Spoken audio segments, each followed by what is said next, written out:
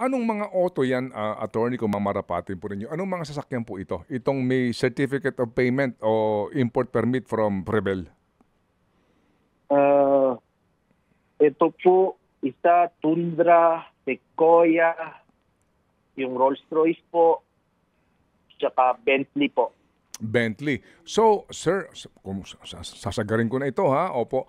Magkano hong binayaran sa certificate of payment sa bawat auto? Let's start for the Rolls-Royce. Manupit, ay wala lang po akong record sa ngayon.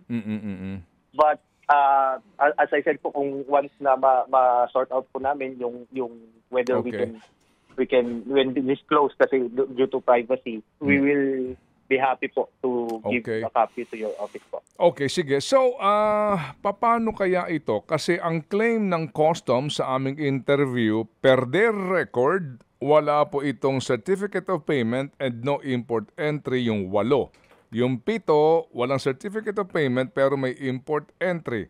Ngayon, sinasabi ng LTO, hindi, meron kaming record dito ng electronically transmitted na import na certificate of payment.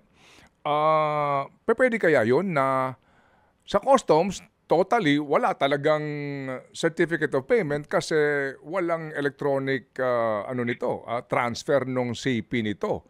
Pero diyan lang minaniobra sa LTO yung certificate of payment kasi nga may password ito eh. Hindi ka makapagbubukas ng pag-transmit mo kung hindi ka gagamit ng password definitely to identify the Bureau of Customs personnel na responsable sa pag-transfer ng electronic document na ito. Kaya yun ang safeguard doon eh. Pwede kaya yun na dyan lang minaniobra sa LTO? Di po, Manunted eh. Atin pong inaral yan eh, kung pwede kaming mag-create lang ng kahit ano pong CP number or electronic transmit. Hindi po talaga dahil po naka-connect po. Nasa interconnected po yung dalawang sistema.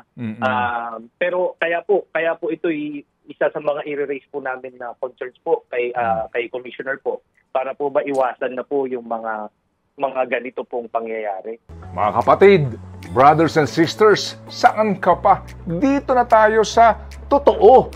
Dito na tayo sa True FM. Mga kapatid, mag-subscribe and follow po kayo sa social media accounts ng True Network PH. Yan po kami, hanapin nyo lang True Network PH, Facebook, Instagram, YouTube, TikTok, and podcast.